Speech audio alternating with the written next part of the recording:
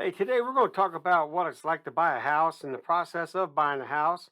And it's going to get some pretty good information out to you. I am Chuck Bear with Chuck Bear Realty. I'm powered by EXP Realty here in central Indiana. I take care of Indianapolis, west side, east side, north side, doesn't matter, mainly Hendricks County up to Tippecanoe County, which is Lafayette area. I take care of Speedway, Mooresville, Wayne Township, you name it, I'll help you out, take care of that. But right now, I want to really help you and understand what it's like to go through the buying process. I get asked a lot of what do I do? What is the process of buying a home? But hey, before we get there, a little trivia question for you that you'll get the answer later on when we're about done with this little bit about buying a home. Where is it illegal to frown at cows? That's right. Where is it illegal to frown at cows? And here's your answers and think about it. And we'll come right back to this at the end. Where is it illegal to frown at cows? The number one answer, our first answer, Australia, Canada, USA, or the UK. All right, here we go. We're going to get down and dirty and start talking about this, the whole process of buying and what you have to do and get ready to be a buyer and a powerful buyer at that. The first thing you have to do is determine that budget. You determine your budget. You can figure out what you can afford monthly. There's amortization sheets out there. I have one that I pass out to everyone that I work with.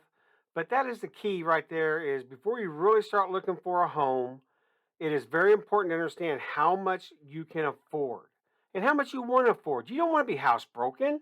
Heck, who wants to be housebroken? I don't like being housebroken, and I wouldn't want you to be a housebroke um, owner either. So this will include getting pre-approved. So you have to get yourself pre-approved. And what does that entail? That is all about making sure your debt to income ratio is where it should be, which should be it should be below 35%. Some say 38, but your debt income ratio should be below 35%. What is that? That's how much money you're paying in debt as opposed to how much you're making. Okay? So, how much money are you making? How much are you giving back out? So, that's your debt to income ratio. And along with all of that, it is important for you to get all the way down to underwriter approval. Excuse me, underwriter approval. It gives you a lot of power when you're going for the home of your choice, your dream home, and what you want. So remember, you got to determine your budget, get yourself pre approved all the way down to underwriter, get that debt to income ratio checked, and make sure you're not to a point where you're going to become house poor. That's no fun to do that. I'm sure you want to go on vacations. I like vacations. Let's go on vacations. Let's have time for our family. Let's have some extra money to have other things like a car so you can go to your job and be able to afford your home. The next thing is, man, you got to choose your real estate agent.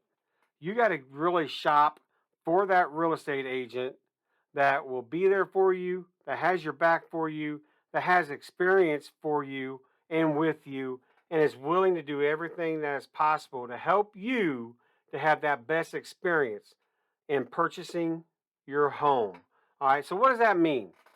You want to find someone who has a good idea on the structure of homes and be able to help you to find the great things about that home and to be able to give you some heads ups on, hey, you may have some problems with this down the future. This may become a problem for you. Hey, I noticed we have some wood borer insect issues down here in the basement and be able to educate you a little bit about the home, but also get excited with you when you find that home that you really like. So your agent needs to have experience, needs to have knowledge of the home, have knowledge of loans. They really should know what a FHA loan is, what a USDA loan is, what a VA loan is, what the conventional loans are, and any other type of loans are out there that can help you gain that home that you really want. So finding an experienced agent is key. It's okay to find someone who's new, as long as they have some good knowledge and a good support system behind them to help them navigate you through the negotiations and get you that home that you're really looking for. The next step is to find your home. Start looking, start finding something that you're comfortable with. You'll know it when it's your home. I see it all the time. When people walk into these homes and their eyes light up, man, you know that's the house for them. You know that's the one they want and that they deserve to have. And it's a tricky thing to navigate. Is the market stupid crazy right now? No, it's not. It's just low inventory. And you can still go out there and find your home that you wish to move into and make it yours for the next 5 to 6, 7 years or even forever. But make sure you find the home that fits you and your circumstances and whatever it is that you're looking for. It's hard for me not to say certain words because I can get in trouble for saying words like family and stuff like that. And I don't want to segregate anybody. I don't want to leave anybody out because not everybody is in that. So I want you to know that you can go out and find that home in the area you want to live in or an area you never thought you could live in or would want to live in and find that perfect location for you to be living in the rest of your life. So now we come down to making the offer.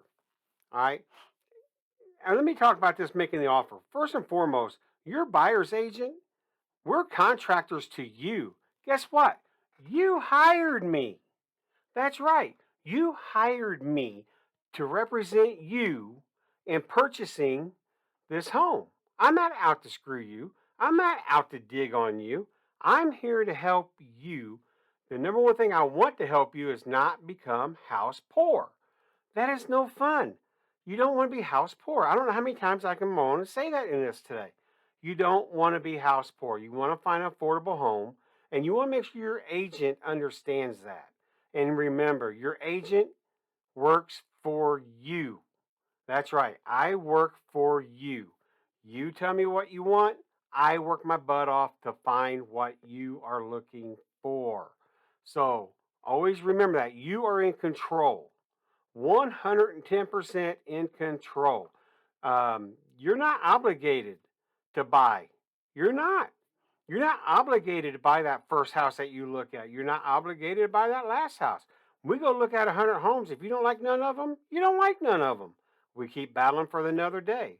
But when you go to make your offer, this is where having pre approval, underwriter status is very, very important. Extremely important because when you put that offer in and your agent tells the sellers, hey, we are pre approved to underwriter, all that means is they've done an entire background check on you to see if you have any debts that you're not telling them about, any what is it, bankruptcies, any student loans that you didn't share. That's important, and share. You got to share everything. Any collections that you didn't know you had. Believe me, a lot of people have collections that they don't know about. So that's why it's important to get underwriter approval before you go after a house. All right.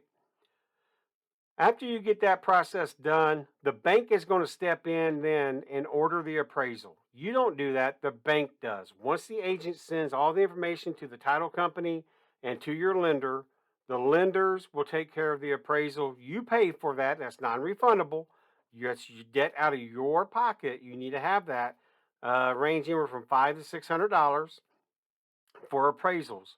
Then it's on to you to get your home inspection. And picking a good home inspector is very, very critical. Your agent should have some good home inspectors for you to call and shop around with. Remember, the home inspector is your contractor. You are paying the home inspector to come out and look for defects that no one has seen. You know, the sellers don't know everything what's wrong with the house. If there is anything wrong with the house, they don't get in a crawl space and walk around or crawl around in the crawl space. They don't lift up ceiling tiles in the basement to look at everything down there. They don't know everything. So it's very important to get a good home inspection done on your home. And yes, that is money well spent out of your pocket, non-refundable. All right, the appraisal and the home inspection is non-refundable because you hired that contractor to do a job for you. Okay, and that's good insurance to have. After you get the inspection report back, then that's time that you can negotiate a little bit for the repairs or credits. And you got to be careful because if they say credits, that don't mean you're going to get money. That means they're going to put money towards your closing or towards your loan value or towards the property itself. Okay. So make sure you know what you're negotiating for. The one thing that does matter is if you're going for an FHA loan, is when the appraiser comes in. That's right. When the appraiser comes in and the appraiser takes pictures of things that they believe are not within FHA, VA, or USDA standards, then they'll ask for those items to be repaired. What are those? Things like your concrete decking or your wood decking is 18 inches or higher. If you have 3 or more steps stepping up onto a platform, that has to have a handrail. You got to have a handrail going around the deck if it's 18 inches or higher. Peeling paint. If your home is built prior to 1978, there's the fear of lead-based paint. So if there's any peeling paint, that peeling paint needs to be scraped off, cleaned up, and then that area needs to be painted. If there's any peeling inside the house, same thing. Scrape it off, paint it. Make sure you discard of those paint chips away and clean up the area. There's other things like if there's damaged floor, unfinished flooring, types like that. So you have to really pay attention if you're FHA on how critical that is because the appraiser will have items for the sellers to repair. If the sellers say no, you're not getting a loan. Your bank will not give you that, or your financial institution will not give you that loan. All right. So once you get all that finalized, then you get to come to what's called clear to close. This is after the appraisal's done and everything like that. So then you get what's called clear to close. That's the fun time. That means you are there. You're in touchdown zone, home run zone, just scored a hat trick. You call it whatever you want to call it. That means you're going to go sign the dotted line about 30 times, and then you're going to walk out with some keys to your new home. And then it's time to celebrate. And remember, we all like celebrating. So you want to pick that agent that is going to be there for you from the beginning to the end and then thereafter.